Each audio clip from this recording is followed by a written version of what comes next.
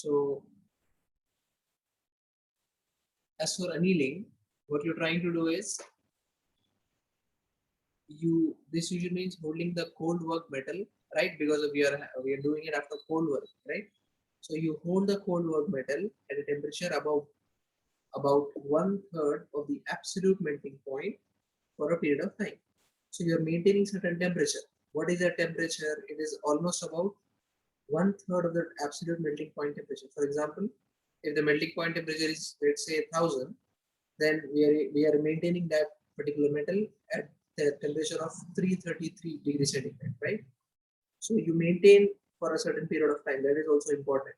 It is not that we take the metal to that particular temperature, either keeping it a furnace or giving some external heating through other source, but also maintaining it for a certain period of time, because it allows the grains to readjust, to relieve the stresses, right?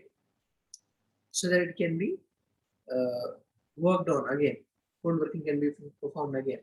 So uh, that is what you mean by holding the cold work metal at a temperature above 1/3 of the absolute melting point for a period of time, right? As for the annealing treatment, it is divided into three distinct regions. As this is what I was talking about: recovery, recrystallization, and grain growth. So this happens. All these things happen when you are when a particular metal or material is subjected to a heat treatment process. In this case, we have considered annealing. So as I said, another most common heat treatment process is normalizing, right? And there is tempering also. I'll tell you briefly what is the difference between them. As for annealing, you are trying to increase the temperature of the metal and then you allow it to cool in the furnace itself. For example, if a furnace was used, you keep the metal inside the furnace, you raise its temperature almost about 1/3 of the recrystallization temperature, right? You hold it for a period of time, maybe 1 hour or 2 hours, and then you turn off the furnace. You don't, I mean, you don't take out the metal from the furnace. You keep the metal in the furnace, just switch off the furnace, that's all, and allow it to cool, allow the furnace to cool, and therefore the cold working material also, right? For which we want to relieve the stresses. So this is annealing. Normalizing is you're trying to increase the temperature in the furnace, and then after maintaining it for a particular temperature, for a particular time period, let's say 1 hour, you take it out of the furnace and then you allow it to cool in the ambient air, right? That is outside air, atmospheric air. So that is the basic difference between annealing and normalizing heat treatment process. Tempering is where you take it to 100 or 150 or 200 degrees centigrade and then you allow it to cool normally. So tempering involves a lesser increase of temperature, right? It does not involve much increase of temperature as compared to annealing and normalizing. So tempering is also responsible for improving the mechanical properties such as hardness and strength, etc. Now you see, so that annealing treatment, if you consider any heat treatment process, especially here annealing that we are considering, we can divide what is happening in annealing into three distinct regions, right? Three regions, that is recovery, recrystallization, and grain growth. We'll see what does that mean.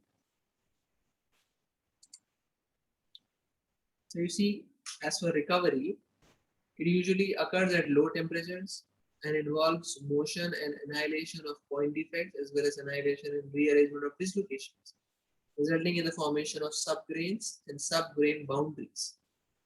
You see, so this recovery is happening at lower temperatures, right? When we are not increasing temperature the temperature is not that much, but there still is recovery. It is happening, right? What is happening? It involves motion and annihilation of point defects, right? And even dislocations. So they move and readjust, resulting in the formation of subgrains, right? And subgrain boundaries as well. Example, tilt and twist low angle boundaries, right? Or tilt or twist low angle boundaries, right? these are all technical terms that will be out of the scope of our syllabus to discuss what is this tilt low angle boundary and twist low angle boundary. Basically, they relate to the microstructure and the grain boundaries, etc. The grains, because microstructure is what is I mean, you are trying to see the grain structure, right, of the metal inside. A distinctive feature of the recovery process is that it does not involve any change in the grain structure of the cold work metal. The only changes taking place are dislocation arrangements within the existing grains. So the grains are same, they are not changing. That is happening in recrystallization. Here in recovery, the grains are not moving. That's a distinctive feature. It does not involve changing the grain structure. Grain structure does not change. Changes what are happening are dislocation arrangements, right? The dislocations are moving. We're trying to relieve the dislocations, basically locking, right, of one plane over the other. It is locked. How do you relieve of that? You provide some energy for the bonds to break, and that is what is this process is doing in recovery. It tries to change the dislocation structure, right? Dislocation density within the existing grains. So small changes in hardness that are sometimes observed during recovery can be attributed to the decrease in the dislocation, right? As I said, that dislocation is what is key here in either decreasing the hardness or, I'm sorry, yes, decreasing the hardness or decreasing strength, etc. Right? And even point defect density and to the growth of subgrains. As for recrystallization,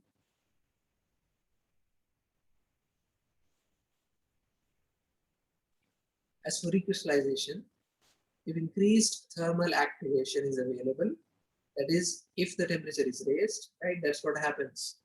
Only the temperature is raised, these crystals are able to form again, reform.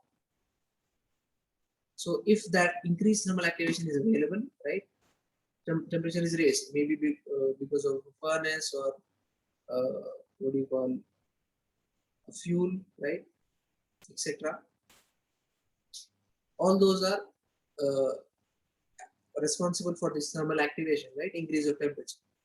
So that and nucleation and growth of strain-free grains in the reformed matrix will take place, right? They will nucleate, right? They will originate basically from the center.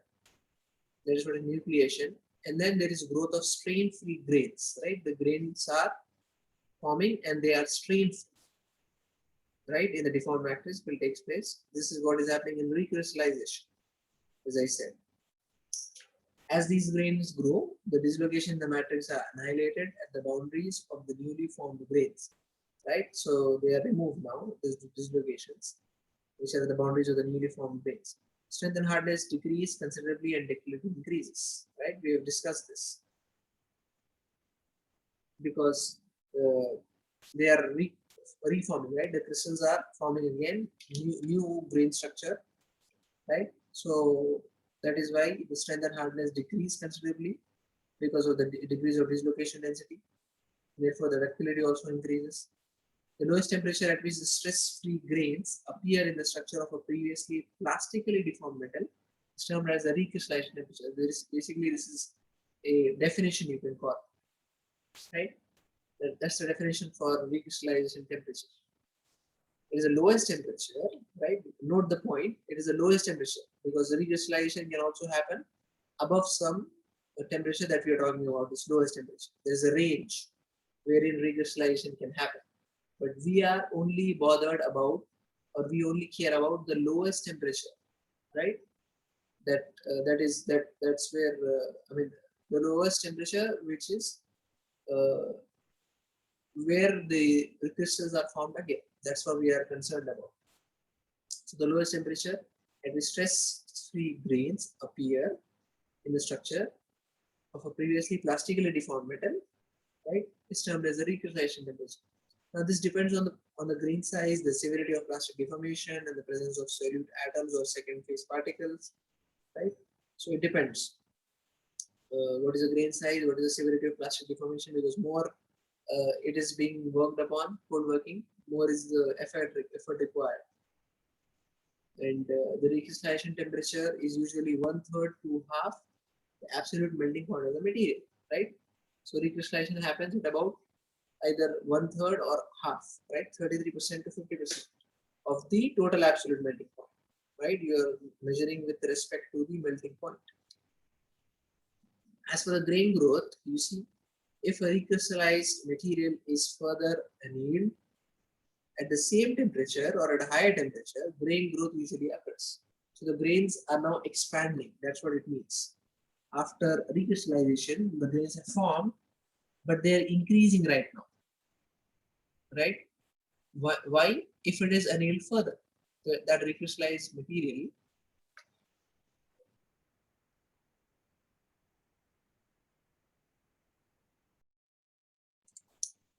if it is annealed further at the same particular temperature, what we have done, or at a higher temperature also, the grain growth occurs, right? That is what is the first point to note.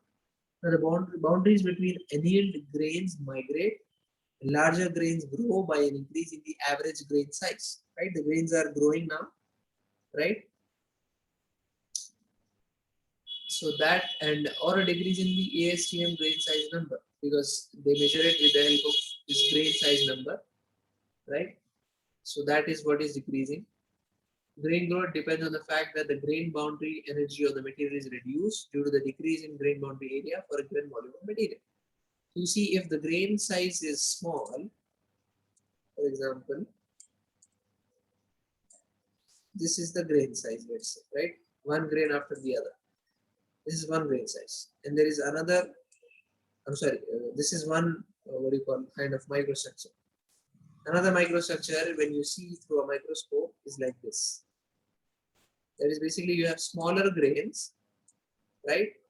So you see, the grain growth depends on the fact that the grain boundary energy of the material is reduced. Why is it reduced? Because from here to here, what is happening is the grain boundary area is decreasing. You see here, what is the grain boundary area? Or if you want to measure the perimeter also, that is fine. What we're trying to say is the area that is in contact, one grain in contact with the other, that area reduces because earlier you had many grains. Therefore, more attachment between the grains, more area, right? More interface area in one sense, or boundary area, right? That is a simple term to use. But as the grains are growing, the boundary area would reduce. That's what they are saying. Grain boundary energy of the material is reduced due to the decrease in grain boundary area, right? For a given volume of material. So the grain boundary energy is also reduced because of the decrease of or the increase of grains. The effect of recovery, recrystallization, and grain growth on grain size, internal stress, and strength or hardness of a plastically deformed material is illustrated schematically in the next figure. So we have a figure to emphasize the effect of recovery, recrystallization, and grain growth on what factors on grain size, on the internal stress and strength, or you can even call it hardness because they are synonyms, right? They're more of a similar nature. So you see, on the left side, you see the tensile strength in KSI, kilo pounds per square inch, right? On the right side, you see grain size, right? And on this x-axis, right, which is horizontal on here, you have temperature. That is basically annealing temperature, right? So and this is based on the condition that you have kept the specimen 1 hour at this temperature. For example, we are saying 900, right? Then what we're saying is this 900 degree Fahrenheit was kept, the specimen was kept at 900 degree Fahrenheit for a period of 1 hour. That's what we are trying to say, 1 hour at this temperature. So you see, as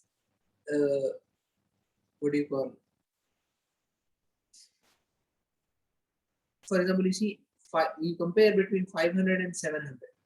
If we keep the temperature specimen at 500, right, for 1 hour, and we keep the same specimen for 700 for 1 hour at 700 degree Fahrenheit. What is the difference? At 700, right? For example, let's start with 500. 500, you have this much strength, maybe 100, right? Near to 100. But 700, if you are keeping the specimen at that temperature for 1 hour, the strength that you are getting after annealing is what? Almost about 60. So you see the difference of temperature that you are keeping at, that you are keeping the specimen at, is responsible for the decrease of strength. More the temperature that you keep, right? More the annealing temperature, less is the tensile strength. Why? Very simple. Because the stresses are relieved, right? More temperature indicates more thermal activity inside. So the dislocations would be removed, the grain size that you are achieving, the grain growth is happening, recrystallization is happening, right?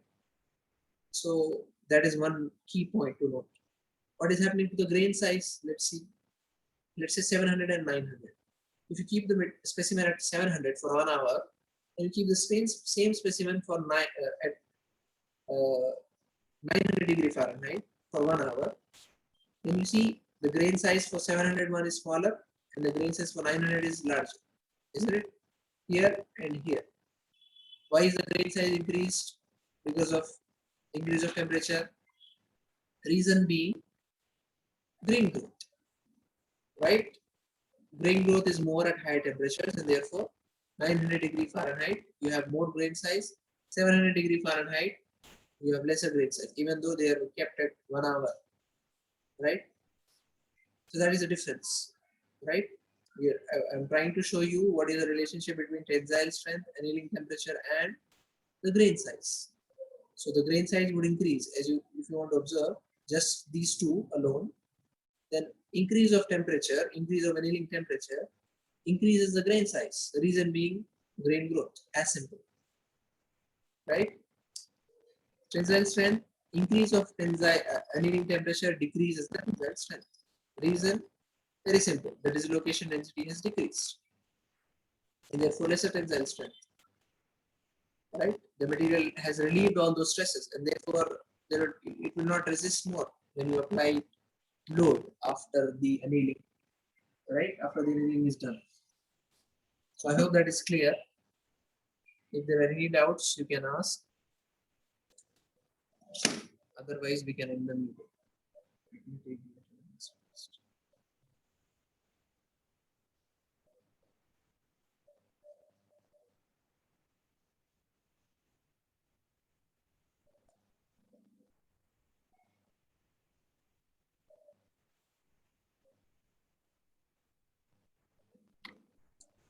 Any doubts, you can ask. Otherwise, we'll end the meeting.